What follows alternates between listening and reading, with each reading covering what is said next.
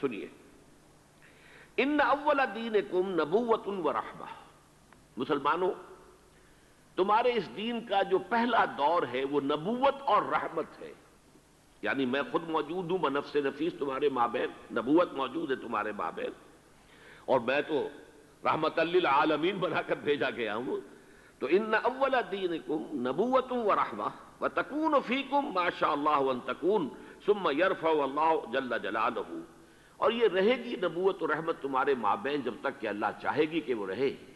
پھر یہ کہ اللہ تعالیٰ اس کو اٹھا لے گا، یعنی میرا انتقال ہو جائے گا۔ ثم تکون خلافتا علی منہاج النبوہ، پھر خلافت آئے گی علی منہاج النبوہ، نبوت کے نقش قدم پر، ما شاء اللہ ان تکون، وہ بھی رہے گی جب تک اللہ چاہے گا۔ ثم یرفع اللہ اذا شاء یرفع جل جلالہ، پھر جب اللہ جل جلالہ چاہے گا اسے بھی اٹھا لے گا۔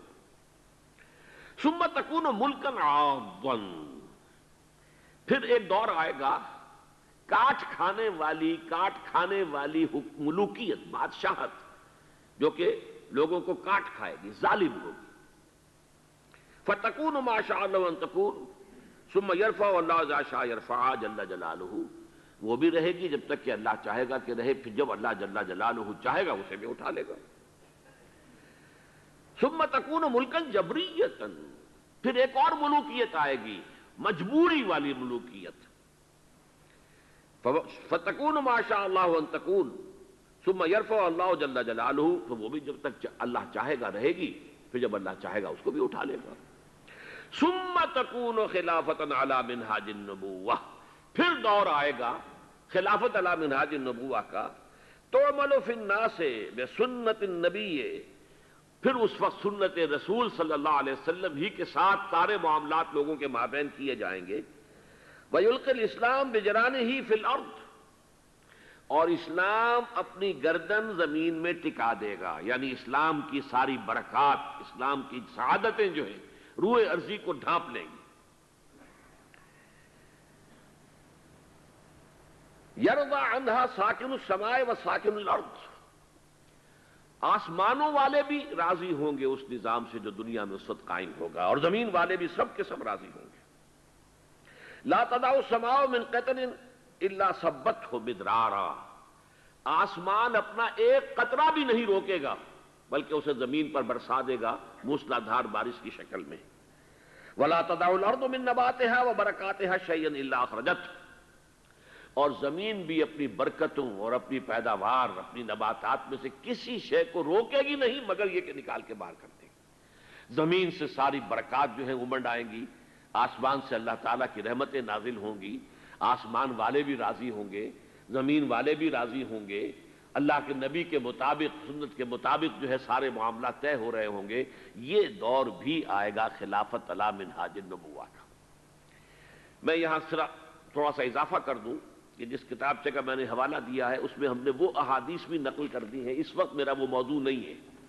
لہذا میں وقت اس میں صرف نہیں کر سکتا، کہ جب دوبارہ یہ دور آئے گا خلافت علی منہاج النبوہ کا تو یہ آفاقی ہوگا، عالمگیر ہوگا، کل روئے ارضی پر محیط ہوگا۔ حضرت ثوبان رضی اللہ تعالیٰ عنہ کی روایت ہے مسلم شریف کی، ان اللہ زوالی الارض، اللہ نے میرے لیے ساری زمین کو لپیٹ دیا، فرائیت مشارقہا و مغاربہا، تو میں نے اس زمین کے سارے مشرق دیکھ لیے، سارے مغرب دیکھ لیے۔ وَإِنَّ أُمَّتِي سَيَبْلُغُ مُلْكُهَا مَا زُوِيَ لِي مِنْهَا، اور سن رکھو کہ میری امت کی حکومت ان تمام علاقوں پر ہو کر رہے گی کہ جو اللہ نے زمین کو لپیٹ کر مجھے دکھا دیے، تمام مشارق، تمام مغارب پر میری امت کی حکومت قائم ہوگی۔ وعد اللہ الذین آمنوا منکم وعملوا الصالحات لیستخلفنہم فی الارض، اور ابھی آپ نے جو آیات مبارکہ تلاوت کی گئی ان میں سنا کہ اللہ تعالیٰ نے زبور میں لکھ دیا تھا ان الارض یرثها عبادی الصالحون، میرے صالح بندے بالآخر اس زمین کے وارث ہوں گے، کل زمین کے اوپر ان کی حکومت قائم ہو جائے گی۔ جو کچھ قرآن نے کہا ہے اسی کو حدیث ہمارے سامنے لا رہی ہے۔ اسی طرح ایک دوسری حدیث ہے حضرت مقداد بن اسود کی رضی اللہ تعالیٰ عنہ، وہ مسند احمد بن حنبل کی ہے، لا يبقى على ظہر الارض بیت وبر ولا مدر الا ادخلہ اللہ کلمۃ الاسلام، میں پوری حدیث نہیں پڑھ رہا ہوں اس وقت. زمین پر کوئی گھر نہیں بچے گا اینٹ گارے کا بنا ہوا، نہ کوئی کمبلوں کا بنا ہوا خیمہ رہے گا جس میں اللہ کلمہ اسلام کو داخل نہ کر دے. تو یہ آفاقیت، یہ عالمگیریت، اس کو میں کہوں گا گلوبلائزیشن، جس کے اوپر بڑے ہنگامے ہو رہے ہیں اس وقت. جنوا شہر جو ہے اٹلی کا، یہ گلوبلائزیشن جو ہو رہی ہے یہ کیپٹلزم کی گلوبلائزیشن ہے، لیکن خلافت علی منہاج النبوہ کی گلوبلائزیشن ہوگی جس کی خبر دی ہے محمد الرسول اللہ صلی اللہ علیہ وسلم.